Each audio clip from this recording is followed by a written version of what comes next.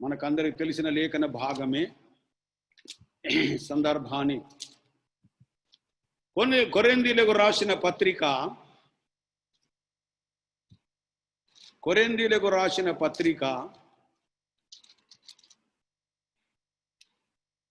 16వ అధ్యాయం. మొదటి కొరింథీయులకు రాసిన పత్రిక 16వ అధ్యాయం మనకు తెలిసిన లేఖన భాగం అయినప్పటికీ పరిశుద్ధాత్మ దేవుడు మనతో మాట్లాడును గాక. నేను చదువుతాను, తర్వాత వేరే వాక్యాలు ఇక్కడ చదివి సహాయం చేస్తారు కనుక ఈ మొట్టమొదటి వాక్యం నేను చదువుతాను. 13వ వచనం నేను చదువుతున్నా.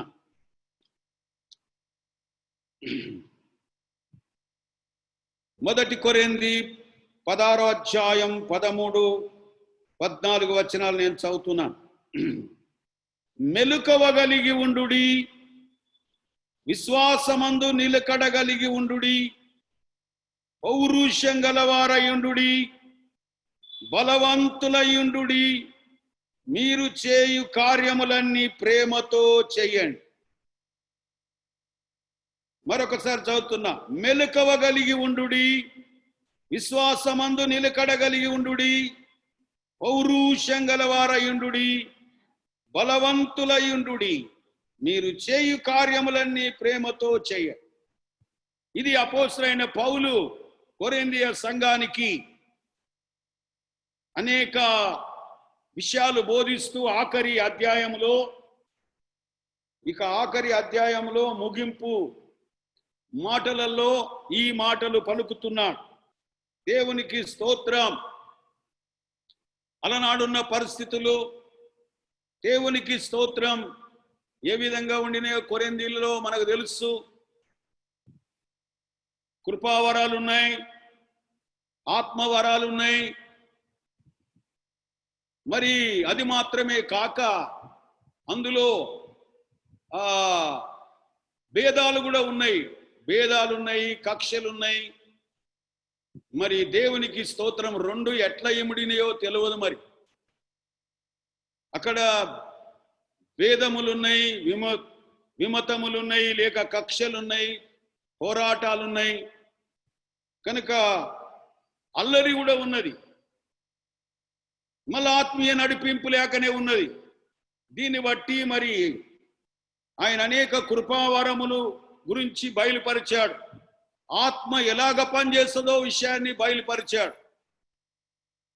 కృపావరములు 9 ఉన్నాయి. పరిశుద్ధాత్ముడు ఒక్కొక్కరికి ఇచ్చిన కృపావరం ఎలాగ వాడుకోవాలో, కనుక ఎవరు ఎప్పుడు పాడాలో, ఎవరు ఎప్పుడు ప్రవచించాలో, ఎలాగ ఎవరు బోధ చేయాలో, లేక ప్రవచనం వచ్చినప్పుడు ముగ్గురికి మించి ఒకరి తర్వాత ఒకరు మాట్లాడాలి. భాషతో మాట్లాడేవాడు దేవునితో తాను మాట్లాడుకోవచ్చు. వాడు మర్మములు వలుకుతున్నాడు, తనకు క్షేమాభివృద్ధి కలగజేసుకుంటున్నాడని ఇవన్నీ వివరాలు చెప్తూ తర్వాత అందులో ఉన్నటువంటి విషయాలన్నీ తెలియపరుస్తూ ఆఖరి అధ్యాయంలో ఈ 13, 14 వచనంలో ఒక ప్రాముఖ్యమైన మాటను మనకు జ్ఞాపకం చేస్తున్నాడు. కనుక ఇవన్నిటి విషయములలో అంటే మత్తులై ఉండకుడి, నిద్ర మత్తులై ఉండకుడి, లోకమత్తులై ఉండకుడి, మెలకువగలిగి ఉండుడి అనే మాట మనం చూస్తున్నాం. రెండో మాట విశ్వాసమందు. ఇది విశ్వాసులకు రాస్తున్న, పరిశుద్ధులకు రాస్తున్న, కృపావరములు కలిగిన వారికి రాస్తున్న, ఆత్మవరములు ఉన్నాయన్న వారికి రాస్తున్న లేఖన భాగం ఇది. మెలకువగలిగి ఉండుడి. రెండోది విశ్వాసమందు నిలకడగలిగి ఉండుడి. మూడోది పౌరుషం గలవారయుండుడి. నాలుగోది బలవంతులయుండుడి. ఐదోది మీరు చేస్తున్న కార్యాలు ప్రేమతో చేయండి. ఇది ఈ 5 విషయాలు మనకి ఇక్కడ కనబడుతున్నాయి ప్రియులారా. దేవునికి స్తోత్రం. కాబట్టి లేఖన భాగములు మనకు తెలియపరుస్తున్నాయి. కనుక మెలకువగలిగిన జీవితం అది చాలా ప్రాముఖ్యమైంది. అది ఒక వ్యక్తికి గాని, ఒక విశ్వాసికి గాని, ఒక సంఘ కాపరికి గాని, ఒక నాయకునికి గాని మెలకువగలిగిన జీవితం చాలా ఇంపార్టెంట్, చాలా ప్రాముఖ్యమైనదన్న విషయాన్ని మనము గమనించాలని లేఖన భాగం తెలియపరుస్తున్నది. మెలకువగా లేకపోతే, ఒకటి ఎందుకు మెలకువగలిగి ఉండాలంటే, శత్రువు నిన్ను దోసుకోకుండా, అపవాది నిన్ను ముట్టడి వేయకుండా, లేక నీలో ఉన్న దేవునికి అనుకూలమైన జీవితాన్ని దోపిడి చేయకుండా, అపహరించకుండా మెలకువగలిగి ఉండాలి అని మనం చూస్తాము. మొదటి పేతురు 5వ అధ్యాయం 8వ వచనం ఒకసారి మనము చూస్తాం. మనకందరికి తెలిసిన లేఖన భాగమే గాని, పరిశుద్ధాత్ముడు ఎప్పుడు ఏ లేఖనమైన గాని ఆయన మలుపులు తిప్పి మనతో మాట్లాడతాడు. మొదటి పేతురు 5వ అధ్యాయం 8వ వచనం. మొదటి పేతురు 5వ అధ్యాయం 8వ వచనం. నిబ్బరమైన బుద్ధి గలవారై మెలకువగా ఉండుడి. మీ విరోధి అయిన అపవాది గర్జించు సింహము వలె ఎవరిని మృంగుదునాని వెతుకుచూ తిరుగుచున్నాడు. దేవునికి స్తోత్రం. పిల్లారా, కనుక ఎందుకు మెలకువగలిగి ఉండాలి?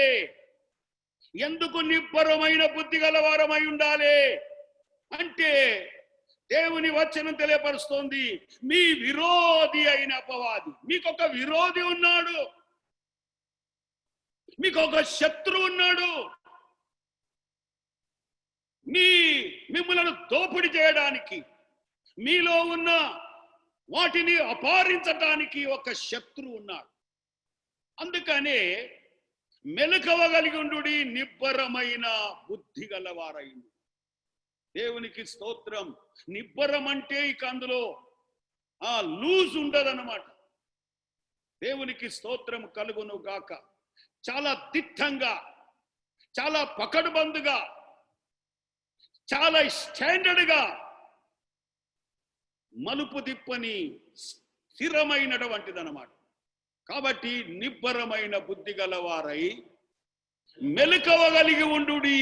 ఎందుకు మెలకువ? మీ విరోధి అయిన అపవాది గర్జించు సింహము వలె ఎవరిని మినుగుదాని వెతుకుచూ తిరుగుచున్నాడు. అందుకనే దేవునికి స్తోత్రం. శత్రువు నిన్ను అపహరించకుండా, శత్రువు నీలో నిన్ను ముట్టడి వేయకుండా, శత్రువు నీలో ఉన్న వాటిని దోపిడి చేయకుండా నీవు మెలకువగలిగి ఉండాలి. ఆమేన్. ప్రభుకు స్తోత్రం. మెలకువలేని జీవితం, నిద్ర మత్తు కలిగిన జీవితం ఈ లోకమనే నిద్రలో ఉండద్దు, ఈ లోకమనే మత్తులో ఉండద్దు, లేక వ్యాపారం అనే మత్తులో ఉండద్దు. దేవునికి స్తోత్రం. ఉద్యోగం అనే మత్తులోనే ఉండద్దు.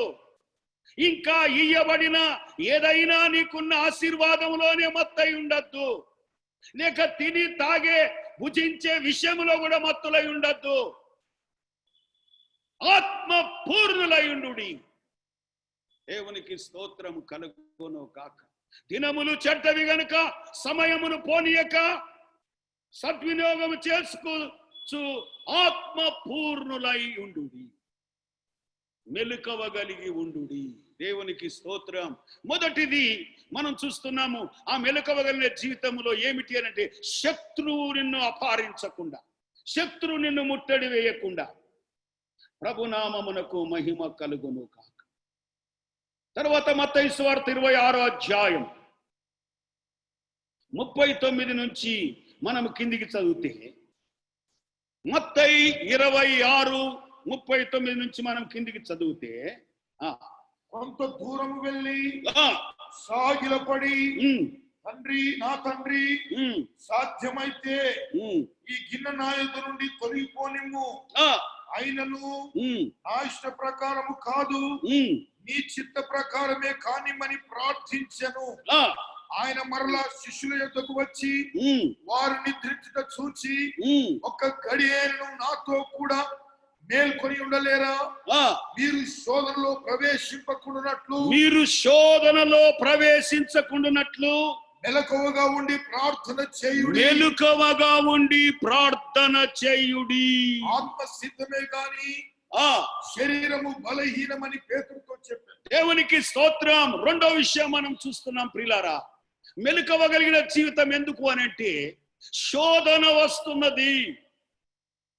శోధనలో ప్రవేశించకుండా మీరు మెలకువగలిగి ఉండుడి. దేవునికి స్తోత్రం కలుగును గాక. కనుక మెలకువగలిగిన జీవితం భద్రం చేసుకునే జీవితం. మెలకువగలిగిన జీవితం శత్రువుకు స్థలమీయని జీవితం. మెలకువగలిగిన జీవితం జాగ్రత్తగా ఉండే జీవితం. కాబట్టి మీరు మెలకువగలిగి ఉండుడి. ప్రభుకు స్తోత్రం కలుగును గాక. కాబట్టి మొదటిది శత్రువుని వాటిని అపహరించకుండా. రెండవది తన శిష్యులకు ప్రభు హెచ్చరిక చేస్తున్నాడు, శోధన రాబోతున్నది. శోధనను ఎదుర్కోవడానికి మీరు మెలకువగలిగి ఉండుడి. ప్రభుకు స్తోత్రం కలుగును గాక. హల్లెలూయా. ప్రభుకు స్తోత్రం కలుగును గాక. మార్కు సువార్త 13వ అధ్యాయం 32వ వచనం నుంచి మనం చూసినట్లయితే, మార్కు సువార్త 13:32 నుంచి మనం చదివినట్లయితే, ఆ దినమును గూర్చియు ఆ దినమును గూర్చి ఆ గడియను గూర్చి తండ్రి తప్ప ఏ మనుష్యుడైనను పరలోకమందు దూతలైనను కుమారుడైనను ఎరుగరు. జాగ్రత్త పడుడి మెలకువగా నుండి ప్రార్థన చేయుడి. దేవునికి స్తోత్రం. ఈ రెండు విషయాలు మనకేం చెప్తున్నాయి? మెలకువగలిగి ఉండండి, జాగ్రత్త కలిగి ఉండండి, ప్రార్థన చేయండి. అక్కడ కూడా శోధనలో ప్రవేశించకుండా ప్రార్థన చేయండి. దేవునికి స్తోత్రం. మొదట మనం చూసినాం ఏమిటి? నిబ్బరమైన బుద్ధి గలవారై మెలకువగలిగి ఉండండి. మీ విరోధి అయిన అపవాది గర్జించు సింహం వలె ఎవరిని మిరుగుదు. రెండవది మనం చూస్తున్నాం, శోధన రాబోతున్నది శిష్యులారా. ఈ శోధనలో ప్రవేశించకుండా మీరు మెలకువగలిగి ప్రార్థన చేయండి. ఇక్కడ మూడవది కూడా మనం చూస్తున్నాం, ఆ దినము అంటే ప్రభు రాకడ దినం. ఒకటి, శత్రువుని ముట్టడి వేయకుండా నీవు మెలకువగలిగి ఉండాలి. రెండవది, నీ యజమానుడు ఎప్పుడు వస్తున్నాడో దాన్ని కనిపెట్టుకొని మెలకువగా ఉండాలి. ఇక్కడ రెండు విషయాలు. ఒకవేళ యజమానుడు వచ్చిన లోపలనే శత్రువు నిన్ను ముట్టడి వేసినవంటే నీవు చాలా భయంకరమైన స్థితిలోనికి వెళ్ళిపోతావు. కాబట్టి అందుకు మెలకువగలిగి ఉండుడి.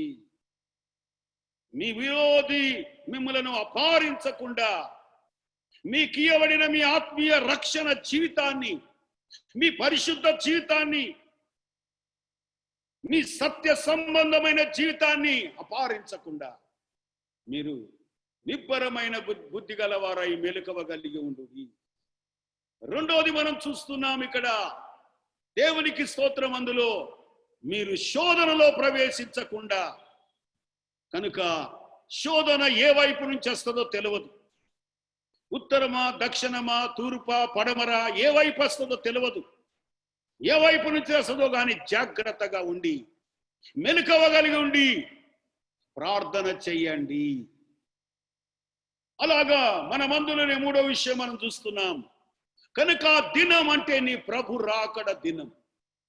యజమానుడు ఎప్పుడు వస్తాడో, ఆ రాకడకు సిద్ధంగా లేకపోతే కూడా, ఆయన వచ్చినప్పుడు సరిగ్గా లేకపోతే కూడా అది కూడా ప్రమాదకరమే. కనుక మెలకువగలిగిన జీవితం, అన్ని విషయాలలో మెలకువగలిగిన జీవితం, ప్రార్థన జీవితం, జాగ్రత్త కలిగిన జీవితం, నిబ్బరమైన బుద్ధి కలిగిన జీవితం, ఇవి క్షేమకరమైన తనను తాను శత్రు నుంచి కాపాడుకొని ప్రభు కొరకు, అంటే యజమానుడు వచ్చేదాన్ని ఆ దినము కొరకు ఎదురు చూసే అనుభవం. అందులో ఇంకొక మాట కూడా చెప్పి మనం ముందుకు వెళ్దాం. దేవునికి స్తోత్రం. 21వ అధ్యాయం లూకా సువార్త 34 నుండి 36 తెలిసిన లేఖన భాగం అయినప్పటికీ సందర్భాన్ని బట్టి లూకా 21, 34, 36 వరకు మనం చదివినట్లయితే, మీ హృదయములు ఒకవేళ తిండి వలనను మత్తు వలనను ఐవిక విచారము వలనను మందముగా ఉన్నందున ఆ దినం అకస్మాత్తుగా మీ మీదికి ఉరి వచ్చినట్లు రాకుండా మీ విషయమై జాగ్రత్తగా ఉండు. ఆ దినం భూమి అందంతటా నివసించు వారందరి మీదికి అకస్మాత్తుగా వచ్చును. కాబట్టి మీరు జరగబో వీటి నెలను తప్పించుకొని మనుష్య కుమారుని ఎదుట నిలువబడుటకు శక్తి గలవారగునట్లు ఎల్లప్పుడూ ప్రార్థన చేయొచ్చు. దేవునికి స్తోత్రం. ప్రియులారా, ఈ ఆన్లైన్ లో పాల్గొంటున్న నా సోదరి సోదరుడా, మెలకువగలిగిన జీవితం ఎలాంటిదో ఒకసారి గ్రహించు. దేవునికి స్తోత్రం. మెలకువ అంటే పగలు చూస్తున్నా కదా, నేను నిద్రపోలేదు కదా, అది కాదు. నీ ఆత్మీయ జీవితాన్ని తనిఖీ చేసుకోవడం. యజమానుడు వచ్చినప్పుడు రెడీగా ఉన్నవా, లేక శత్రువు ముట్టడి వేయకుండా సిద్ధంగా ఉన్నవా, శోధనలో ప్రవేశించకుండా జాగ్రత్త కలిగి ఉన్నవా, లేక లోకమంతటి మీదికి రాబోయే ఉగ్రతలో తప్పించుకోవడానికి ప్రభు యొక్క శక్తి కలిగిన విశ్వాసము కలిగిన ప్రార్థన జీవితం ఉన్నదా నీకు? దేవునికి స్తోత్రము కలుగునుక. విశ్వాస జీవితం అంటే ఆషామాషి కాదు, లోకములో ఎటు పడితే అటు జీవించేటట్టు కాదు. ఇది చాలా ఇంపార్టెంట్. దేవుని కత్తి మీద నడిచినట్టుగా ఉంటది విశ్వాస జీవితం. రైలు పట్టాల మీద సరిగ్గానే పోతేనే అది గమ్యం చేరుతుంది. ఏ మాత్రము తేడా వచ్చినా అది బోల్తా కొడుతుంది. అలాగనే మన జీవితం కూడా సరిగ్గా క్రమములోనే, దేవునికి స్తోత్రం, కుడికి కాదు ఎడమకు కాదు, తిన్నని మార్గం, ప్రభు మార్గం, పరలోక మార్గం, ఆ గమ్యం చేరే వరకు మనము మెలకువగలిగి ఉండాలి అని. కనుక మెలకువగలిగిన జీవితం ప్రార్థనకు సాదృశ్యం. మెలకువగలిగిన జీవితం జాగ్రత్తకు సాదృశ్యం. మెలకువగలిగిన జీవితం శత్రును ముట్టడి వేయకుండా మెలకువగలిగిన జీవితం. మెలకువగలిగిన జీవితం శోధనలో ప్రవేశించకుండా. మెలకువగలిగిన జీవితం యజమానుడు ఎప్పుడు వస్తున్నాడో కనిపెట్టుకొని ఉండే జీవితం. కాబట్టి మెలకువగలిగి ఉండుడి. ఓ కొరింథీలో ఉన్న సంగమా, విశ్వాసులారా, పరిశుద్ధులారా, కృపావరములు కలిగిన వారులారా, ప్రవచించగలవారులారా, భాషలు మాట్లాడేవారులారా, విశ్వాసం అనే వరము కలిగిన వారులారా, స్వస్థత వరం కలిగిన వారులారా, అద్భుతములు చేయ శక్తి కలిగిన వారులారా, సకల విధమైన కృపావరములు కలిగిన నా ప్రియ సోదరి సోదరులారా, కొరింథీలో ఉన్న సంగమా, జాగ్రత్త కలిగి ఉండు, మెలకువ కలిగి ఉండు, ప్రార్థన కలిగి ఉండు, శత్రు ముట్టడి వేయకుండా జాగ్రత్త పడు, నీ యజమానుడి కొరకు కూడా కనిపెట్టుకొని ఉండుమని. మెలకువగలిగిన జీవితం. హల్లెలూయా, హల్లెలూయా. మెలకువగలిగిన జీవితం. దేవునికి స్తోత్రం కలుగును గాక. రెండవది మనం చూస్తే అందులో నిలకడ, విశ్వాసమందు నిలకడ కలిగిన జీవితం. హల్లెలూయా. కనుక ఈ విశ్వాస జీవితానికి నిలకడలేని జీవితం చాలా డేంజర్ పొజిషన్, ప్రమాదకరమైన పరిస్థితి. విశ్వాసములో అనేకులు విశ్వాసులే గాని విశ్వాసములో నిలకడలేని జీవితాలు, విశ్వాసులే గాని విశ్వాసము లేని జీవితం. ప్రభు ఎందుకన్నాడు, నేను వచ్చినప్పుడు భూమి మీద నేను విశ్వాసాన్ని కనుగొందునా? దేవునికి స్తోత్రం. ఎందుకు అనవలసి వచ్చింది ప్రభు అంటే, పేరుకు విశ్వాసులే, పేరుకు పరిశుద్ధులే, పేరుకు దేవుని పిల్లలే, కానీ విశ్వాసం అసలు ఉండదు కొన్ని జాగా. దేవునికి స్తోత్రం కలుగును. కొందరు అంటుంటారు, విశ్వాసులు కాదయ్యాలు పెద్ద పిశాచులు. దేవునికి స్తోత్రం కలుగును. కాబట్టి విశ్వాస జీవితం అంటే పరిశుద్ధ జీవితం.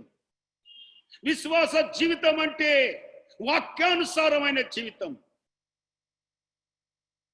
మన పితరులందరూ విశ్వాసాన్ని అనుసరించారు. ఆ విశ్వాసానికి కర్త, ఆ విశ్వాసానికి మూలం, ఆ విశ్వాసానికి ఆధారం మన రక్షకుడైన యేసు. దేవునికి స్తోత్రం. అంటాడు, ఇంత గొప్ప సాక్షి సమూహం, ఎబ్రీ పత్రికలో అంటాడు, ఇంత గొప్ప సాక్షి సమూహం మేఘము వలె ఆవరించి ఉన్నది. మన విశ్వాసానికి కర్త అయిన యేసును, దేవునికి స్తోత్రం, వెంబడించబద్ధులమై ఉన్నాం. ఇంత గొప్ప సాక్షి సమూహము చదువు మేఘము వలె మనల్ని ఆవరించున్నందున మనము కూడా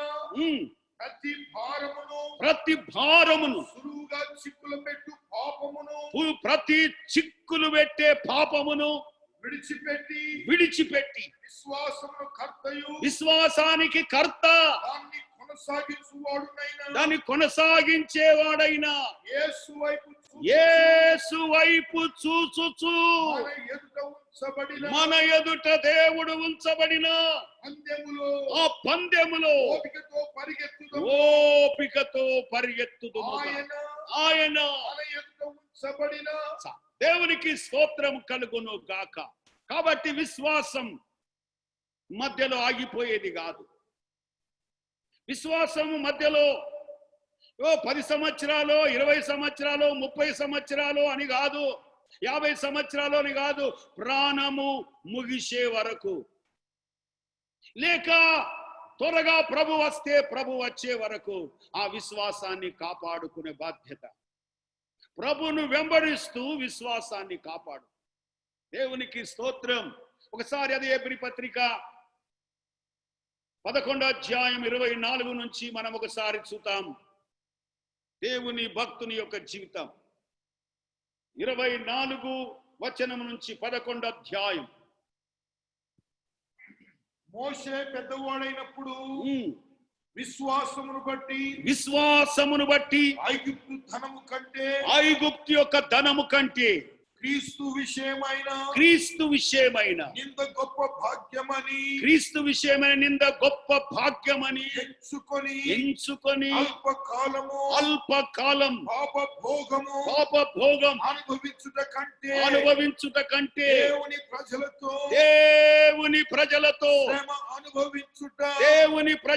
శ్రమ అనుభవించుట మేలని యోచించి ఫరో యొక్క కుమార్తె యొక్క కుమారుడనని అనిపించుకొనుటకు ఒప్పుకొనలేదు గాని ఏలయనగా అతడు ప్రతి ఫలముగా కలుగబోవు బహుమానమందు దృష్టి ఉంచెను. విశ్వాసమును బట్టి అతడు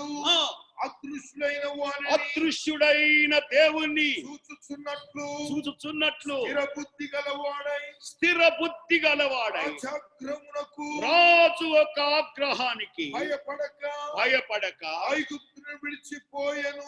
ఆమేన్, ఆమేన్, హల్లెలూయా.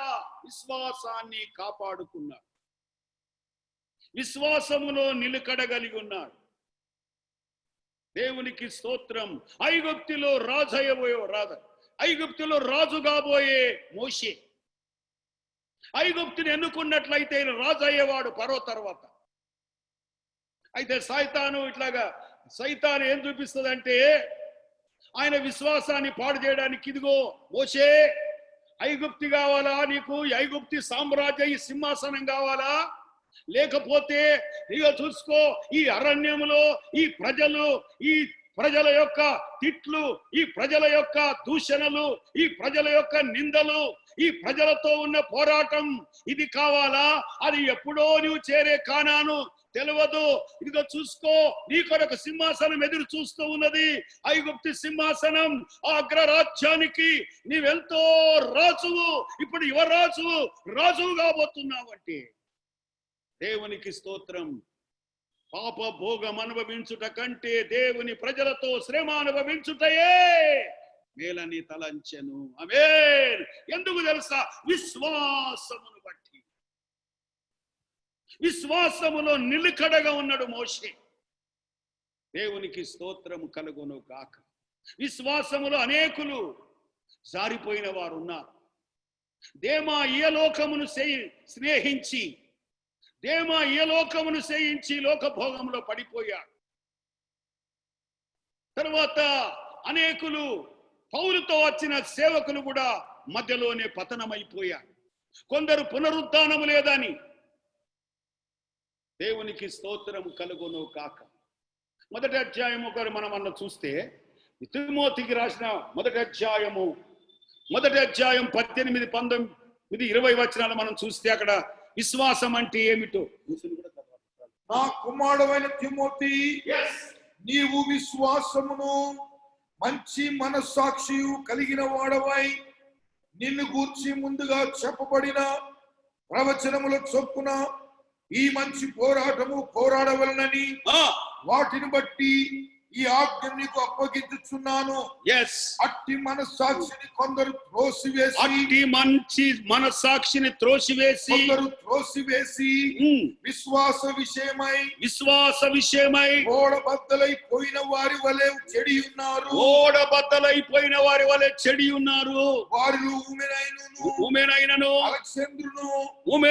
అలక్ష్యంద్రును ఉన్నారు. వీరు దూషింపబడకుండా శిక్షింపబడుటకై వీరిని సాతానుకు అప్పగించి తిని. ఆమేన్.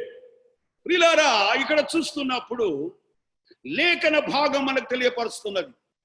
చూడండి, వీరు విశ్వాసమును పోగొట్టుకున్నారు.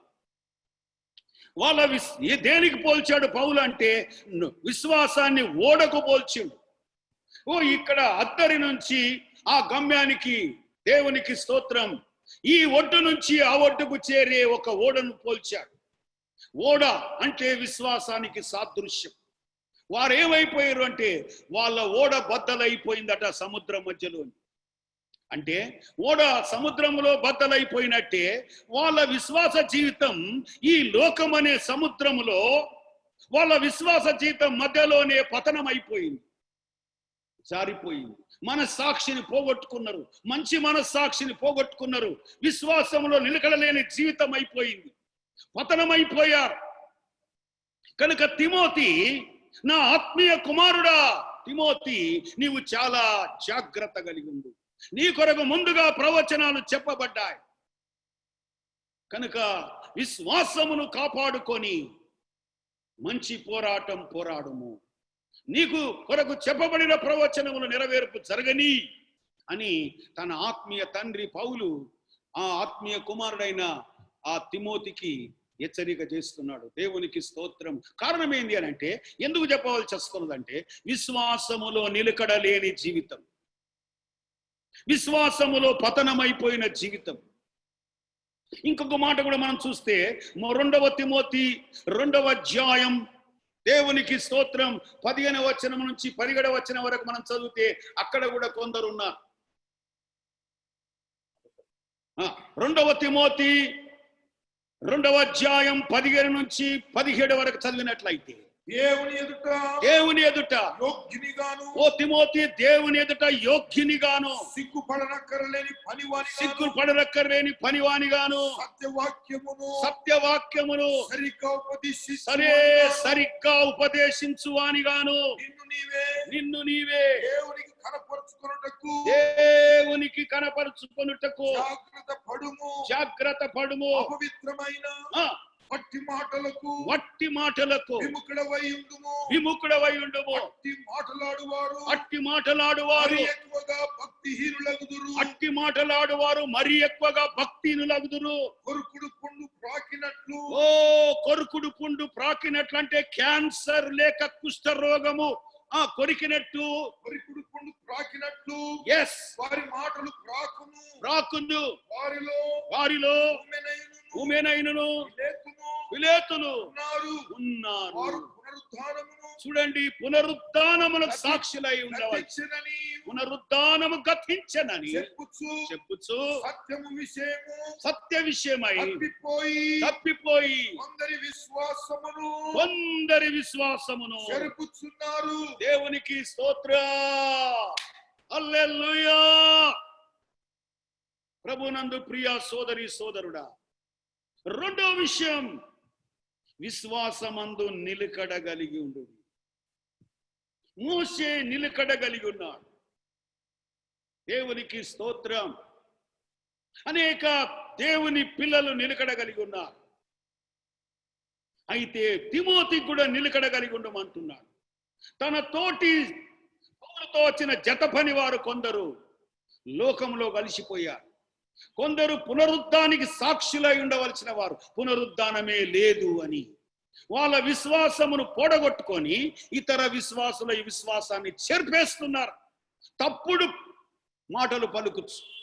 కాబట్టి ఇక్కడ విశ్వాసమందు నిలకడగలిగి ఉండండి. అప్పుడు చెప్పారు, అప్పుడు పౌలు కాలంలో ఉన్నారు అంటే ఇప్పుడు లేరా? ఇప్పుడు సంఘాలలో లేరా? దేవునికి విశ్వాసులు ఉంటారు, ఎల్డర్స్ లో ఉంటారు, కాపర్లో ఉంటారు, ఏరియా కాపర్లో ఉంటారు, నాయకులలో ఉంటారు.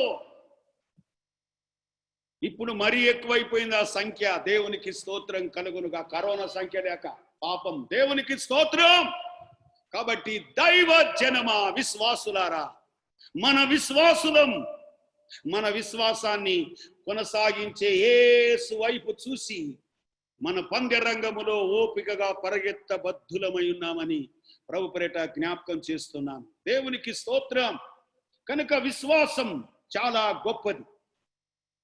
ప్రభుకు స్తోత్రం కలుగును గాక. విశ్వాసము లేకుండా దేవునికి ఇష్టడై ఉంటా సాధ్యం. ప్రభుకు స్తోత్రం కలుగును గాక. హల్లెలూయా. ఇక్కడ ఒక లేఖన భాగం మనం చూస్తే దేవునికి స్తోత్రం కలుగును గాక. చూడండి, మత్తయి సువార్త 15వ అధ్యాయం 27, 28 వచనాలు మనం చూసినట్లయితే,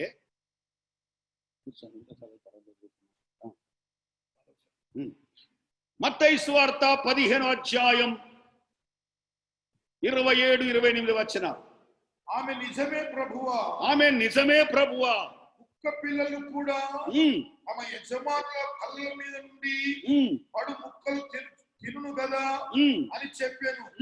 అందుకు యేసు అమ్మా, నీ విశ్వాసము గొప్పది, నీ విశ్వాసము గొప్పది, నీవు కోరినట్టే అవును గాక, నీకు అవును గాక అని ఆమెతో చెప్పాను. దేవునికి స్తోత్రం. ఆమె కుమార్తె స్వస్థత నొందెను. ఆమేన్. ఇంకో విషయం, దేవునికి స్తోత్రం. అందులో 8వ అధ్యాయం 5వ వచనం నుంచి 10వ వచనం వరకు మనం చదివితే, 8వ అధ్యాయం మత్తయి సువార్త 5 నుండి 10 వచనాలు కూడా చదువుతున్నాం. విశ్వాసం గురించి జ్ఞాపకం చేస్తున్నా. ఇది విశ్వాసులు కాదు, అన్యులలో ఉన్న విశ్వాసం. ఆయన కపెర్నహూములో ప్రవేశించినప్పుడు ఒక శతాధిపతి ఆయన యొద్దకు వచ్చి ప్రభువా ఆ దాసుడు పక్షవాయువుతో మిగుల బాధపడుచు ఇంటిలో పడి ఉన్నాడని చెప్పి ఆయన వేడుకొనెను. యేసు యేసు నేను వచ్చి వాణ్ణి స్వస్థపరచెదనని అతనితో చెప్పగా ఆ శతాధిపతి ప్రభువా నా ఇంటిలోనికి వచ్చుటకు పాత్రుడను కాను, నీవు మాట మాత్రము సెలవిమ్ము, అప్పుడు నా దాసుడు స్వస్థపరచబడును. నేను కూడా అధికారములకు లోబడిన వాడను, నా చేతి క్రింద సైనికులు ఉన్నారు. నేను ఒకరి పొమ్మంటే పోవును, ఒకరి రమ్మంటే వచ్చును. నా దాసుని ఈ పని చేయమంటే చేయనని ఉత్తరం ఇచ్చాను. యేసు ఈ మాట విని ఆశ్చర్యపడి వచ్చుచున్న వారిని చూసి ఇశ్రాయేలులో ఎవనికైనాను ఏమింత విశ్వాసం ఉన్నట్టు చూడలేదని నిశ్చయముగా మీతో చెప్పుచున్నాను. దేవునికి స్తోత్రం, హల్లెలూయా. దేవునికి స్తోత్రం కలుగును గాక. చూసావా, ఒక శతాధిపతి విశ్వాసాన్ని చూసి ప్రభు అంటున్నాడు, ఇశ్రాయేలులో దేవుని ప్రజలనే ఇశ్రాయేలులో కూడా ఇంత విశ్వాసం ఉన్నట్టు నేను ఎన్నడు. ఇప్పుడు ఇశ్రాయేలు గొప్పనా అన్యుడు గొప్పనా? దేవునికి స్తోత్రం. ఇక్కడ చూడండి, ఈమె కూడా అన్యురాలే. అమ్మా నీ విశ్వాసము గొప్పది. దేవునికి స్తోత్రం కలుగును కాక. హల్లెలూయా. కనుక విశ్వాసులు విశ్వాసం పొడగొట్టుకుంటే అన్యులు విశ్వాసాన్ని గొప్పగా విశ్వాస పాత్రులైతారు. దేవునికి స్తోత్రం. అదే జరిగింది. ఇశ్రాయేలుకు బుద్ధి చెప్పడానికి ఎవరిని? ఒక శతాధిపతి లేచి. ఇశ్రాయేలుకు బుద్ధి చెప్పడానికి ఒక అన్యురాలు, తూర్పు సీదోను పట్టణస్థురాలు, ఒక దయ్యం పట్టిన కుమార్తె తల్లి. దేవునికి స్తోత్రం. ప్రభువును వెంబడించింది. ఎంత విసిగించినా, ఎందరో ఆమెను కించపరిచిన ఆమె విశ్వాసాన్ని విడవలేదు. తుదకు అందుకే ఆ విశ్వాసానికి మూడో మెట్టుకు అన్నాడు, అమ్మా నీ విశ్వాసము. కాబట్టి ప్రియ దేవుని క్రైస్తవులారా, విశ్వాసులారా, దేవునికి స్తోత్రం కలుగు. మనము క్రైస్తవులమే, మనం విశ్వాసులమే, మనము దేవుని పిల్లలమే, మన పరిశుద్ధులనే మనకు పేరున్నది. కానీ విశ్వాసం ఉన్నదా? విశ్వాసం ఉన్నదా? లేక కొందరి విశ్వాసం ఊడిపోతున్నది. అక్కడ చూశాం, దైవ సేవకుల సహితం విశ్వాస విషయంలో ఓడబద్దలైపోయిన వారి వాళ్ళ చెడి ఉన్నారు. కాబట్టి కడవరి దినాల్లో విశ్వాసమును కాపాడుకొను. పౌలు ఏమంటాడు? మంచి పోరాటం పోరాడి తిని నా పరుగు తుద ముట్టిస్తిని, విశ్వాసమును కాపాడుకుంటే నా కొరకు నీతి కిరీటం ఉంచు. విశ్వాసం అనేది మధ్యలో కొట్టుకునేది కాదు. మరణము వరకు నిలవాలి, లేక ప్రభు వచ్చే వరకు కాచుకొని ఉండాలి, కాపాడుకోవాలి. కాబట్టి విశ్వాసములో నిలిచి ఉండాలని మోషే లేక పౌలు లేక తిమోతి మనకొక మాదిరికరంగా ఉన్నారు. పోడగొట్టుకున్న వారిలో దేమా, అలెగ్జాంద్రు, హుమెనైను, ఫిలేతు ఉన్నారు అని చెప్పడానికి సందేహం లేదు. కనుక దేవునికి స్తోత్రం. ఇక నేను త్వరగా వెళ్ళిపోతున్నా. ప్రభుకి స్తోత్రం కలుగును. మూడో మాట, పౌరుషం గలవారయుండు. ఆమేన్. మొదటిదా మెలకువగలిగుండు, రెండోది దేవుని విశ్వాసమందు నిలకడగలిగుండు, మూడోది పౌరుషం గలవారయుండు. ఏ పౌరుషం ఉండాలి? దేవునికి స్తోత్రం కలుగును గాక. హల్లెలూయా. ఏ పౌరుషం ఉండాలి? నోరు తెరుచుకొని ఇష్టం వచ్చినట్లు బూతు మాటలు తిట్టేదా? ఏ పౌరుషం ఉండాలి? ఎవరన్నా ఏమనంటే వెంటనే కోపోద్రేకముతో చెడ్డ మాటలు అనేదా? ఆగ్రహంగా మాట్లాడేదా? ఆ పౌరుషం కాదు. ఇంకో కొంతమంది ఉంటారు, ఎవడన్నా ఏమైనా మాట్లాడితే వాని తల వలగొట్టడమే. ఓని పేరు సమాధానం అని పేరు పెట్టారట. వాడు వరుసగా తలలు వడగొట్టుకుంటూ వస్తున్నాడు. ఏం సమాధానం రా నీ పేరేమో సమాధానము, అందరికి తలలు కొడుతున్నావు. ఎవడు పెట్టిండు నీకు పేరు అంటే ఉన్న పాస్టర్లు కూడా తిడతారు. దేవునికి స్తోత్రం కలుగును కాక. హల్లెలూయా. ఒకని పేరు ఆశీర్వాదం అని పెడితే వాడు దరిద్రంగా మారిపోయాడు. కాబట్టి పేరు కాదు, జీవితం కావాలి. పేరు కాదు బ్రతుకు కావాలి, పేరు కాదు నడవడి కావాలి. కాబట్టి దైవలేఖనం తెలియపరుస్తున్నది, ప్రభుకు స్తోత్రం, పౌరుషం గలవారై ఉండడంటే ఆత్మీయ జీవితం. మనకు పాత నిబంధన భక్తులు అనేకులు ఉన్నారు. దేవునికి స్తోత్రం. శద్రక్ మేషక్ అబద్గోనులు ఉన్నారు. వాళ్ళు ఉద్యోగములో సమాధానంగా ఉన్నారు, అన్ని విషయాలలో మంచి పేరు ప్రఖ్యాతలు కలిగిన వారు. కనుక దేవుని విషయానికి రాగానే వాళ్ళు దేవునికి నమస్కారం చేయక ఏదో పెట్టిన ప్రతిమకు నమస్కారం చేయమంటే అందులో వాళ్ళు పౌరుషవంతులై, నీవు ఏమి చెప్పినా చేస్తాం కానీ నీ బొమ్మకు నమస్కారం చెయ్యము, చెయ్యజాలము. లేకపోతే మీకు అగ్ని 7 అంతలు మండుతున్నది, 7 అంతలు కాదు 14 అంతలు వేసుకోగాని నీ బొమ్మకు నమస్కారము చెయ్య. అది పౌరుషం. దేవుని పట్ల పౌరుషం, ఆత్మీయ పౌరుషం, తమ జీవితాన్ని కాపాడుకునేది, తమ దేవునికి మహిమకరంగా ఉండే పౌరుషం. అంతేగాని కొట్లాడడం, తలకాయలు కొట్టుకోవడం, బూతు మాటలు తిట్టడం కాదు పౌరుషం. దేవునికి స్తోత్రం కలుగును గాక. పౌరుషమే కూడా దున్నపోతుకు కూడా పౌరుషం ఉంటుంది. దేవునికి స్తోత్రం కలుగును గాక. పశువుకు పౌరుషం ఉంటుంది. కాబట్టి పౌరుషమేది? దేవుని కొరకు పౌరుషం. దేవునికి స్తోత్రం. శద్రకు మేషకు అబద్గోనులు ఉన్నారు. 3వ అధ్యాయములో మనకు తెలుసు. దానియేలు గ్రంథము చదవద్దు. 3వ అధ్యాయములో దేవునికి స్తోత్రం 27వ వచనములో వాళ్ళ జీవితాలు ఉన్నాయి. వాళ్ళ ద్వారా ఆ రాజ్యములో ఉన్న శాసనం అంతా తలకిందలైపోయింది. వాళ్ళు నిలబడినందున, విశ్వాస పౌరుషం గల దేవుని కొరకు నిలబడినందున. అయితే రాజుల కాలంలో చూస్తే రాజైన సౌలు గొలియాతు అరుస్తుంటే, కేకలేస్తుంటే, రంకెలేస్తుంటే 40 దినాలు అయిపోయింది. ఓ ఇశ్రాయేలు, ఎవడైనా ఉన్నాడా నాతో యుద్ధం చేయడానికి అని వాడు తొడగొట్టు రంకెలేస్తుంటే రాజు తడిబట్టేసుకొని మౌనమైపోయాడు. ఇక సైనాధిపతులు, యుద్ధ వీరులు, సామంతులు, మంత్రులు, సైనాధిపతులు మమ్మల కాదులే చెవిటలు లేక తలకు నేల వంచుకున్నారు. కానీ ఒక్కడొచ్చాడు, దేవునికి స్తోత్రం, కళవిలో నుంచి వచ్చాడు, అభిషేకం పొందిన వాడు వచ్చాడు, కడసారి వాడు. ఆయన పేరు దావీదు. దేవునికి స్తోత్రం. అన్నల కొరకు భోజనాలు, టిఫిన్లు తీసుకొని వచ్చేసాడు. చూస్తే ఇక్కడ జరుగుతున్నది, ఒక్కడు మాట్లాడతలేడు. ఒక్కడు కూడా ఆ ఇశ్రాయేలు వాడు 40 రోజుల ఫిలిష్తీయుడు 6 ముళ్ళ జానడున్నాడు, 9 ఫీట్ల పైన ఉన్నాడు. వాడిని చూసేటకాల వీళ్ళందరికీ సలిగారం వచ్చేసి, దావీదన్నలు కూడా ఆ జానుభవులే, ట్రైనింగ్ అంతా చేసిన వాళ్ళే, అన్ని విద్యలు కలిగిన వాళ్ళే, అంతా కలిగిన వాళ్ళే. కానీ అసలు చూస్తే గుండె దడ ఉట్టుకున్నది. దేవునికి స్తోత్రం. కనుక దేవుని కార్యం చేయడానికి, దేవుని పని చేయడానికి, దేవుని అది కావడానికి పిలుపు కావాలి, ఆ ధైర్యం కావాలి. ప్రభువుతో సావాసం ఉంటే ఆ ధైర్యం వస్తుంది. యెహోవా యందు భయభక్తులు గల వారు సింహము వలె ఉంటారని లేఖనం తెలియపరుస్తుంది. కాబట్టి దైవ లేఖనం చూస్తే పొట్టివాడే, చిన్నవాడే, కానీ చూసి మాటలు అంటున్నాడు. ఒక మాట మనం చూస్తే ఆ మాటలో ఎంత పౌరుషంలో చూడండి. 17వ అధ్యాయము 1 సమూయేలు 26వ వచనం చూడండి ఒకసారి.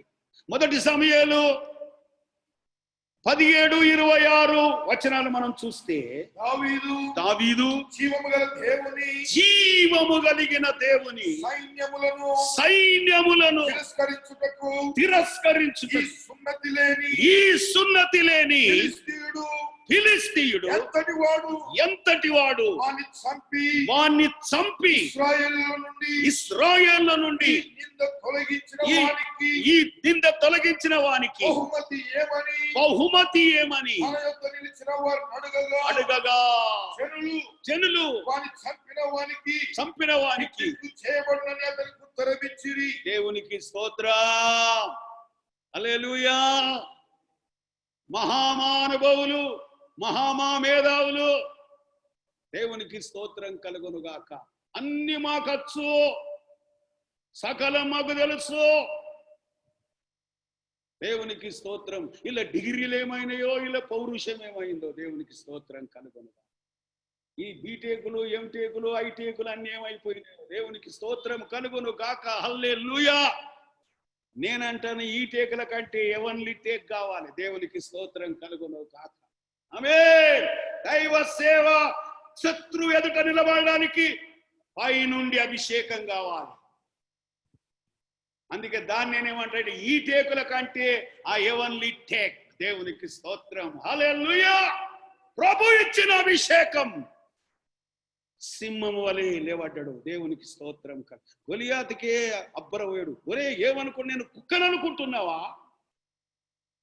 నేనేమైనా కుక్కను అనుకుంటున్నావా? వానికి వాడే అనుకుంటున్నాడు. దేవునికి స్తోత్రం. కానీ నీవు ఈటతోను బలముతో వస్తున్నావు, నేను యెహోవా నామములో వస్తున్నా. ధైర్యం ఎక్కడి నుంచి? దేవుని నుండి వచ్చింది. దేవునికి స్తోత్రం.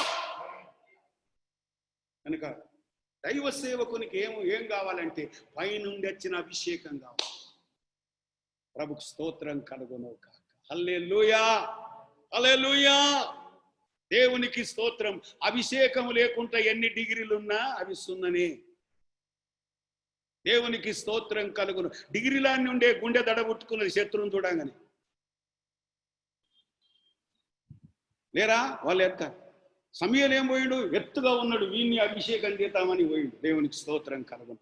ఓయ్ వీడు పనికిరాడు రా, వీడు చూడడానికి ఆకారంగా ఉన్నాడు, ఆంబోతులే కానీ వీడికి ఏం లక్షణాలు ఏం లేవు. రెండో వాడయిండు, మూడో వాడయిండు, నాలుగో వాడు, ఏడో వాడయిండు. ఇంకా ఎవడన్నా ఉన్నాడంటే తండ్రి కూడా నీరసం అయిపోయింది. ఈ మంచులే పనికి రాకపోతే, ఇంత విద్యావంతులే పనికి రాకపోతే, ఈ హైటేకులోనోళ్ళే పని రాకపోతే ఆ లోటేకులోనోడు ఏం పని చేస్తాడు అన్నట్లుగా ఉన్నాడయ్యా ఒకడు గొర్రెల కాష్టోడు. ఇదిగో చూడంగానే సమ్మేళనం, నేను కోరుకున్నోడు వీడే. దేవునికి స్తోత్రం. హల్లెలూయా. దేవునికి స్తోత్రం కలుగును గాక. Praise the Lord. అవును, అవసరమే, విద్య అవసరమే. కేవలం విద్య దేవుని సేవకు పనికిరాదు, విద్య అవసరమే. దాంతో పాటు దేవునితో సావాసం, దేవుని అభిషేకం, దేవుని పిలుపు ఉంటే సత్యం కొరకు నిలవగలడు. దేవునికి స్తోత్రము కలుగును కాక. హల్లెలూయా. కనుక దావీదు గుండె మండుతున్నది ఆ మాటలు చూసినప్పుడు. ఏమిటి? ఈ సున్నతి లేని ఫిలిష్తీయుడు దేవుని సైన్యములను తిరస్కరించుటకు ఎంతటి వాడు అంటే వాని ఇక్కడికి బెల్ట్ దగ్గర కూడా లేడు. దావీదు బెల్ట్ దగ్గర కూడా లేడు. ఆయనకు 9 ఫీట్లు ఎక్కడా, పొట్టివాడు ఎక్కడా. కానీ ధైర్యం ఏమున్నది? వాణ్ణి చంపి ఇశ్రాయేలు నుండి ఈ నింద తొలగించిన వానికి ఆమేన్. దేవునికి స్తోత్రం కలుగును కాక. హల్లెలూయా. పౌరుషం ఇది కావాలి. ఏ పౌరుషం కావాలి? ఈ పౌరుషం కావాలి. శత్రువును ఓడించే పౌరుషం. దేవునికి స్తోత్రం. కాబట్టి ఇశ్రాయేలులకు గొప్ప జయం కలుగజేసిండు దావీదు ద్వారా దేవుడు. ఆమేన్. కనుక దేవునితో సంబంధం. కాబట్టి నా మాటలు నేను టైం అయిపోతుంది, నేను త్వరగా వెళ్ళిపోతున్నా. 4వ విషయం మనం చూస్తే దేవునికి స్తోత్రం కలుగును. తర్వాత గొలియాతు చంపాడు. గొలియాతు ఒక రాయితోను కొట్టాడు, చనిపోయి సంగతి అంతా మనకు బాగా తెలుసు. తర్వాత అతని కత్తి తీసే తల నరికిండు, యెరూషలేము తీసుకొని వెళ్ళాడు. ఇది దేవుడు చేసిన కార్యం. ఏందండి? ఎంతో ఆంబోతు లేకున్నా 6 ముళ్ళ జానడున్న గొలియాతును ఒక్క రాయి చేత చంపడం అంటే దేవుని బలం, దేవుని అభిషేకం. దావీదును దేవుడు వాడుకున్నాడు. ఆయనకిష్టులైన ప్రజలను, నా ఇష్టానుసారుడైన మనుషుడితడు. ప్రభు స్తోత్రం. ఇక 4వ విషయం మనం చూస్తే ఎఫెసీయులకు రాసిన పత్రిక 10వ వచనము 6వ అధ్యాయం 10 నుంచి 12 వరకు మనం చదివితే,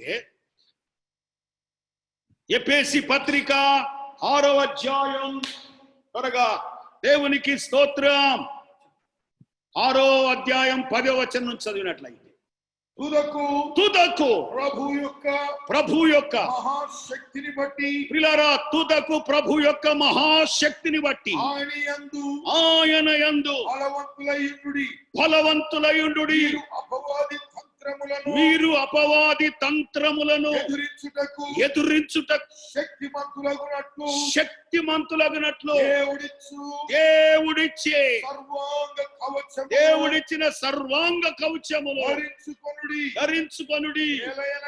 ఎలయనగా మనము పోరాడునది శరీరులతో కాదు కానీ ప్రధానులతోను అధికారులతోను ప్రస్తుత అంధకార సంబంధులకు లోకనాదులతోను ఆకాశ మండలమందున్న దురాత్మల సమూహముతో పోరాడుచున్నాము. అందుచేతను మీరు ఆపత్తినమందు ఎదురించుటకు సమస్తము నెరవేర్చిన వారై నిలవబట్టుకు శక్తిమంతులగునట్లు దేవుడిచ్చే సర్వాంగ కవచములు ధరించుకొనుడి. ఆమేన్. దేవునికి స్తోత్రం కలుగును కాక. ఏం కావాలి అంటున్నాడు. ఎఫెసీ సంఘమా, తుదకు ప్రభు యొక్క మహాశక్తిని బట్టి ఆయన యందు బలవంతులై. దేవునికి స్తోత్రం కలుగును కాక. బలవంతులంటే ఏదో కండలు పెంచుకున్న బలం కాదు. అదేమో కుస్తీకి పనిచేస్తుంది. అక్షరార్థమైన యుద్ధానికి పైల్వాన్ల కొట్లాట, ఇంకా ఆ ఊరు పైల్వాన్, ఆ కంట్రీ వాడు ఈ కంట్రీ వాడు పోట్లాడుకోవడానికి, దాని వలన ప్రైజ్ అంక. ఇక్కడ ఆ పైల్వాన్ వచ్చి నా కండలు చూడు, నా బాడీ చూడు అని అన్నవనుకో, పోయా పో అంటది దయ్యం. దేవునికి స్తోత్రం కలుగు. ఆమేన్. శత్రువుకు ఆత్మీయ బలం కావాలి, ప్రభునందున్న బలం కావాలి. దేవునికి స్తోత్రం కలుగును. పైల్వాన్ వచ్చి లేవాడ పరపో అంటది దయ్యం. నీ కండలోనికి కావాలి. దేవునికి స్తోత్రం. కానీ అంతరంగ శక్తి కావాలి. హృదయాంతర్భాగములో దేవుని శక్తి కావాలి. ఆ అభిషేకం కావాలి. అది చూసిన వెంటనే అమ్మో నీ జోలికి నేను. కనుక మనం పోరాడుతున్నది ఏమది? ఈ లోకములో ఆకాశ మండలమందున్న దురాత్మల సమూహముతోను, లోకనాథులతోను, ప్రధానులతోను, అధికారులతోను, దేవునికి ప్రస్తుత అంధకార సంబంధమైన లోకనాథులతో, అంటే కనబడని ఇవన్నీ కూడా దురాత్మల సమూహముతో మనం పోరాడచ్చు. దేవునికి స్తోత్రం. కాబట్టి దాని అంది కనుక ప్రభు యొక్క శక్తిలో, ప్రభు యొక్క ఆత్మలో మీరు బలవంతులై ఉండుడి. దేవునికి స్తోత్రం. ఏ బలం? ధన బలము కాదు, విద్యా బలము కాదు, బుద్ధి బలము కాదు, దైవ బలము కావాలి, దేవుని శక్తి కావాలి. Praise the Lord. కాబట్టి ఆయన యందు బలవంతులైండు, ఆత్మలో బలవంతులైండు, క్రీస్తునందు దేవుని కృపలో బలవంతుడవై కమ్మో. తిమోతి, నీవు కృప చేత బలవంతుడవు కా అని ప్రభు లేఖనం మనకు తెలియపరుస్తున్నది.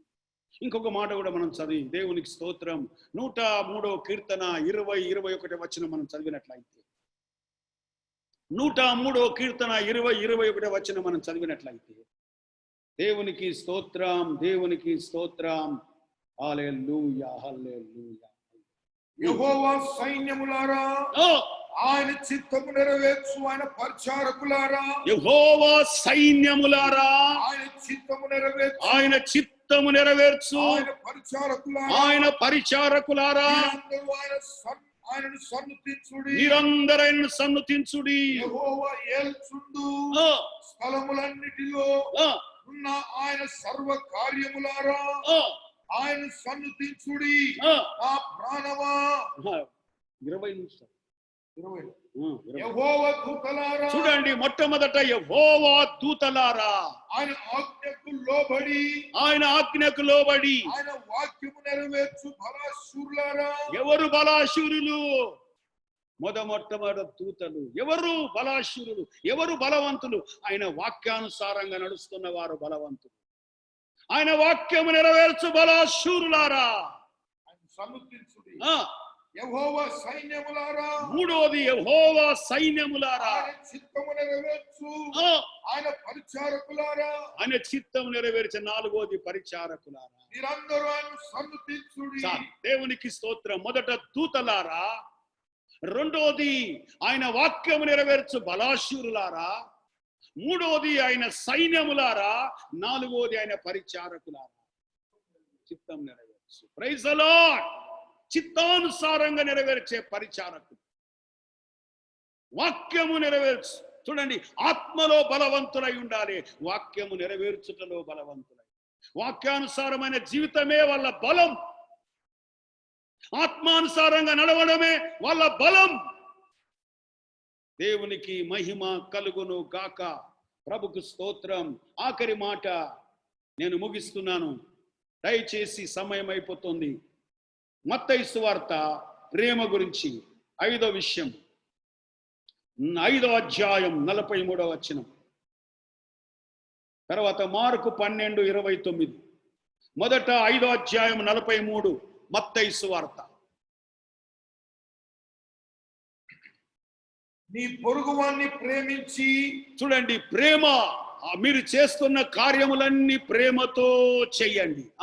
నీ పొరుగువాన్ని ప్రేమించి, మీ పొరుగు వారిని ప్రేమించి, నీ శత్రువును ద్వేషించుమని, దేవుని నీ శత్రును ద్వేషించమని చెప్పబడిన మాట మీరు విన్నారు కదా. నేను మీతో చెప్పున్నదేమనగా, ఎస్, మీరు పరలోకమందున్న మీ తండ్రి కుమారులై, మీ తండ్రికి కుమారులై ఉన్నట్లు మీ శత్రువులను ప్రేమించుడి. ఆమేన్. మీ శత్రువులను ప్రేమించుడి. ఇంకా నిన్ను హింసించు వారి కొరకు ప్రార్థన చేయుడి. ఆమేన్. మిమ్మల్ని మీ శత్రువులను ప్రేమించుడి. మిమ్మల్ని హింసించిన వారి కొరకు ప్రార్థన చేయుడి. ఈ 4 చేయడం ఈజీ, కానీ చాలా కష్టం. ఈ 4 చేయడము కొంతవరకు చేయవచ్చు, కానీ ఈ 5వది చాలా ఎట్టుడంటే గొంతుకు తాడు పెట్టుకున్నట్టు ఉంటుంది కొన్నిసార్లు. శత్రువునట ప్రేమించాలన్నట. తిట్టినోడిని ప్రేమించాలి, దూషించేటోడిని ప్రేమించాలి, హాని చేసేటోడిని ప్రేమించాలి, నష్టం చేసినోడిని ప్రేమించాలి. ఎక్కడొస్తుంది? అదే దేవుని ప్రేమ, అగాపే ప్రేమ, శత్రును ప్రేమించే ప్రేమ. దేవునికి ఇదే అసలు జయ జీవితానికి కారణం. దేవునికి స్తోత్రం. జయ జీవితం ఎక్కడ ఉన్నదంటే ఇదే అసలు జయ జీవితం. శేషయ్య చేసిన పని అదే. హల్లెలూయా, హల్లెలూయా. దేవునికి స్తోత్రం. ఇస్కారియోతు యూదా అప్పగిస్తున్నాడు అంటే తెలిసి ఏమన్నాడు? చెలికాడా, నీ వచ్చిన పని త్వరగా చెయ్యి. శత్రువులంతా వచ్చి ముట్టడి వేసి, ఎక్కడున్నాడు యేసు నజరేయుడు? ఆయనను నేనే అప్పగించాను. శత్రువులను ప్రేమించాలి. ఆయన మీరు అక్కని లేవాడు అంటే అక్కని ఇప్పటి వరకు బొమ్మలైకుంటారు వాళ్ళు. దేవునికి స్తోత్రం. రాళ్ళై నిలిచిపోయేవారు. మీరా నన్ను బంధించేది? మీరు అక్కడే ఉండండి అంటే ఇప్పటి వరకు అక్కడనే ఉంటుండే వాళ్ళు. రాతి శిల్పాలు అయిపోతారు. కానీ ఆయన ఏమన్నాడు? శత్రువులను ప్రేమించి దేవుడు చేసిన ఆజ్ఞ నెరవేర్చడానికి తనను తాను అప్పగించుకున్నాడు. దేవునికి స్తోత్రం. హాని చేయడానికి వచ్చిన వాడిని చెవు నరికితే పేతురు వాని చెవును తీసి అతుకు పెట్టేసి తుదకు సర్వమానవుల కొరకు సిలువలో బలియాగమైంది. శత్రువును ప్రేమించి మనుషులందరూ పాపము బట్టి ఆయనకు శత్రువులే. మనం ఇంకను బలహీనమై ఉండగా, మనకు శత్రులమై ఉండగా ఆయన మనలను ప్రేమించెను. సిలువలో తండ్రి వీరేమి చేయుచున్నారో వీరెరగరు గనక వీరిని క్షమించు. కనుక నీ శత్రును దేశించి నీ పొరుగువాన్ని ప్రేమించి నీ శత్రును దేశించుము. నిన్ను హింసించిన వారి కొరకు ప్రార్థన చెయ్యము. దేవునికి స్తోత్రం. హింసించిన వారి కొరకు ప్రార్థన చేయడమా? కొంతమందికి అది రాగానే పటపటా పనులు కొరుకుతారు. దేవునికి స్తోత్రం కలుగును కాక. హల్లెలూయా. ఇది మానవ స్థితి. ఈ ఆఖరి మాట చూడండి, మార్కు సువార్త 12వ అధ్యాయం 29వ వచనం. దేవునికి స్తోత్రం కలుగును కాక. మార్కు సువార్త అందుకు యేసు ప్రధానమైనది ఏదనగా ఓ ఇశ్రాయేలు వినుము, మన దేవుడైన ప్రభువు అద్వితీయ ప్రభు నీవు నీ పూర్ణ హృదయంతోను, నీ పూర్ణాత్మతోను, నీ పూర్ణ వివేకముతో, నీ పూర్ణ వివేకముతోను, నీ పూర్ణ నీ పూర్ణ బలముతోను నీ దేవుడైన నీ ప్రభువును ప్రేమింపవలనన్నదే ప్రధానమైన ఆజ్ఞ. ఆమేన్. ప్రేమ దేవుని ప్రేమిస్తది. తర్వాత రెండోది నిన్ను వలే చదువు ఆ మాట. అందుకు యేసు ప్రధానమైనది ఏదనగా ఓ ఇశ్రాయేలు, అది అయిపోయిన తర్వాత నీవు నీ పూర్ణ హృదయముతోను, నీ పూర్ణ హృదయంతో, పూర్ణ ఆత్మతోను, పూర్ణాత్మతోను, నీ పూర్ణ వివేకముతోను, నీ పూర్ణ ఫలముతోను, బలముతోను నీ దేవుడైన ప్రభువును ప్రేమింపవలనన్నది ప్రధానమైన ఆజ్ఞ. ఎస్. తర్వాత రెండవది నీవు నిన్ను వలే పొరుగువారిని ప్రేమింపవలనది నీ పొరుగు వారిని ప్రేమింపవలనది రెండవ ఆజ్ఞ. దేవునికి స్తోత్రం కనుగొను గాక. హల్లెలూయా. నీ పొరుగువాడు అంటే రక్షణ పొందిన వాడు ఉండొచ్చు, రక్షణ పొందని వాడు ఉండొచ్చు, నిన్ను తిట్టిన వాడు ఉండొచ్చు, నిన్ను అవమానపరిచిన వాడు ఉండొచ్చు, నిన్ను హేళన చేసిన వాడు ఉండొచ్చు, నిన్ను హింసించిన వాడు ఉండొచ్చు. వాణ్ణి ప్రేమించవలెనని. ఆమేన్. నీ పొరుగు వాడంటే మనకు విరోధిగా ప్రవర్తించిన వాడు కనుక ఇట్టి ప్రేమ దేవుని ప్రేమ. ప్రేమ డంబముగా ప్రవర్తించదు, అది ఉప్పొంగదు. ప్రేమ లేనివాడనైతే మోగేడి క్రంచును గనగనడాలు తాళమునయందును అని కొరింథీలో 13వ అధ్యాయంలో ఉన్నది. అది చదవద్దు, అదంతా మనకు తెలుసు. కనుక దేవుని ప్రేమ సిలువలో నెరవేర్చబడది. దేవునికి స్తోత్రం కలుగును కాక. యేసయ్య 3 మేకల మధ్యలో వేలాడ్డాడు. ఆ ప్రేమ లేకపోతే ఈనాడున మనము విశ్వాసులము కాము. నేను సేవకుని గాను, బోధ లేదు, చర్చి లేదు, ఆరాధన లేదు. ఆ ప్రేమ సర్వలోకానికి ప్రేమ కుమ్మరించిండు, తన ప్రాణమనే రక్తమును చెందించి. అట్టి రక్తం మన పాపముల నుండి విడుదల కలగజేసి, మన అపరాధములను మన్నించి, ఆ ప్రేమ యేసయ్యను దేవునిగా రక్షకునిగా అంగీకరించటానికి ఆయన మొదట ప్రేమ ప్రాణము అర్పించిన ప్రేమ, సిలువలో వేలాడిన ప్రేమ, దేవుని చిత్తమును నెరవేర్చిన ప్రేమ, మనుషులు నశించకుండా రక్షించిన ప్రేమ యేసయ్య ప్రేమ. హల్లెలూయా, హల్లెలూయా, హల్లెలూయా. ప్రియ సోదరి సోదరుడా, నా మాటలు ముగిస్తున్నాను. ఈ లేఖన భాగములో నీవెక్కడైనా దేవునికి స్తోత్రము కలుగును గాక ఇట్టి ఈ 5 విషయాలలో ఏముట్లైనా నీవు దూరంగా ఉన్నవా? మరి ముఖ్యంగా ఆఖరి విషయం, దేవుని ప్రేమ శాశ్వతమైన ప్రేమ,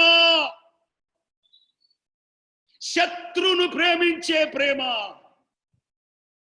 ఓ హల్లెలూయా, హల్లెలూయా, హల్లెలూయా, హల్లెలూయా, హల్లెలూయా, హల్లెలూయా, హల్లెలూయా. సమయం అయిపోతుంది కాబట్టి ఆత్మ ప్రేరేపణ కలిగిన సహోదరులలో, పెద్దలలో అయినా ఎవరైనా సరే క్లుప్తమైన ప్రార్థన నింపి ధైర్యం నిబ్బరముతో ముందు సాగించే విశ్వాస యాత్రను మీరు అటువంటి మాదిరికరం. హల్లెలూయా, హల్లెలూయా. ప్రార్థన. భూపరలోకముల యందు సర్వాధికారం కలిగిన మా ప్రభువా, నీ పరిశుద్ధ నామానికి స్తోత్రాలు చెల్లిస్తున్నాం. ఇంతవరకు మాతో మీరు ప్రభా మీకు స్తోత్రము తోడుగా ఉన్నావు. ఆరంభ ప్రార్థన నుంచి ప్రభా నీకు స్తోత్రము చెల్లిస్తున్నాం. ప్రభా మధ్యలో ఈ కూడిక ఆశీర్వాదం కొరకు చేసిన పిల్లలను బట్టి, కీర్తన భాగం చదివినటువంటి మీ దాసుని బట్టి, సాక్ష్యాలు చెప్పిన నీ బిడ్డలను బట్టి ప్రభా మీకు స్తోత్రాలు చెల్లిస్తూ ఉన్నాం. అలాగనే ప్రభా ఇదిగోనైనా ఆరాధన చేసిన బిడ్డలను బట్టి అలాగనే తండ్రి నాయన మీకు స్తోత్రం, కానుక స్వీకరించటం, ఇవన్నిట్లో మీరు ఇంతవరకు తోడుగా ఉండి నడిపించిన దేవుడు. ఇదిగో నాయన మీకు స్తోత్రాలు. ఈ కూడికను తండ్రి మీకు స్తోత్రము చెల్లిస్తూ ఇంతవరకు ఆశీర్వాదకరంగా జరిగించినావు కనుక మీరు మాకు జ్ఞాపకం చేశారు. మా ఆత్మీయ జీవితంలో శత్రు ముట్టడి వేయకుండా ప్రభు మెలకువగలిగి ఉండాలని, శోధనలో పడకుండా మెలకువగలిగి ఉండాలని, ప్రభు రాకడ కొరకు కనిపెట్టుకొని మెలకువగలిగి ఉండాలని. ఓ హల్లెలూయా, మీకు స్తోత్రం స్తోత్రం స్తోత్రం. అంత మాత్రమే కాదు, మా విశ్వాస జీవితం, అనేకులు విశ్వాస జీవితంలో పతనమైపోయారు నాయన. ఓడబద్దలైపోయిన వారి వలె చెడి ఉన్నారు నాయన. ఉమేనైను, అలక్చంద్రుడు, ప్రభా ఉమేనైను, పిలేతును, దేమా, వీరందరూ లోకములో కలిసిపోయారు. కానీ మోషే ప్రభా మీ సన్నిధిలో నిలిచి ఉన్నాడు. తిమోతి నిలిచి ఉన్నాడు. పౌలు నిలిచి ఉన్నాడు విశ్వాస యాత్రలో. అలాగా మమ్మలను నిలబెట్టమని ప్రార్థన చేస్తున్నా. మూడవదిగా నాయన పౌరుషం గలవారయుడి, నీ కొరకున్న పౌరుషం. అలనాడు శద్రక్, మేషక్, అబద్గోనులు, మోషే ప్రభా, అలాగనే ప్రభా నాయన మీకు స్తోత్రం, మీ చిత్తానుసారమైన మనుషుడు దావీదు గొలియాతును సంహరించి ప్రభా మీకు స్తోత్రము చెల్లిస్తున్నాం. పౌరుషం గలవారై ఉన్నారు నాయన, మీకు స్తోత్రము చెల్లిస్తూ అనేక భక్తులు ప్రభా, అలాగా దానియేలు, అలాగా ప్రభనైనా మా యోసేపు, ఇలాంటి యొక్క పాపములో పడకుండా పౌరుషం, అదే భోజనం వలన పవిత్రత కాకుండా దానియేలు పౌరుషం, ప్రార్థన చేయకుండా ఉండలేని పౌరుషం. అలాంటి నీ భక్తులు పౌరుషం గలవారు తమ జీవితాల ద్వారా నిన్ను ఘనపరిచినట్టుగా ఈ కడవరి దినాల్లో మేము కూడా నిన్ను ఘనపరచవలసిన వారమై. నాలుగోది బలవంతులయుండుడి, ప్రార్థనలో బలవంతులయుండుడి, ఆత్మలో బలవంతులయుండుడి, దేవుని వాక్యమును పట్టుకొని బలవంతులయుండుడి అని. ఓ హల్లెలూయా హల్లెలూయా, నీకే మహిమ. అది మాత్రమే కాదు నాయన, మీరు తుదకు లోకమును ప్రేమతో జయించినట్టుగా తురకు సిలువలో 3 మేకుల మధ్యలో వేలాడు, ప్రాణం పెట్టావు తండ్రి. నీ పొరుగువాన్ని ప్రేమించి శత్రును ద్వేషించమని, నిన్ను హింసించిన వారి కొరకు ప్రార్థన చేయుడి అని. ప్రభువా, పొరుగువాన్ని ప్రేమించి మమ్మలను విరోధంగా మాట్లాడిన వారిని, మమ్మలను ద్వేషించిన వారిని, మమ్మలను అసహించుకుంటున్న వారిని, మమ్మలను ప్రభు తిడుతున్న వారిని, మమ్మలను మా మీద చెడ్డ మాటలు పలుకుతున్న వారి కొరకు ప్రార్థన చెయ్యమని మీ లేఖనం. హల్లెలూయా హల్లెలూయా. తండ్రి, ఇది నీ ప్రేమ.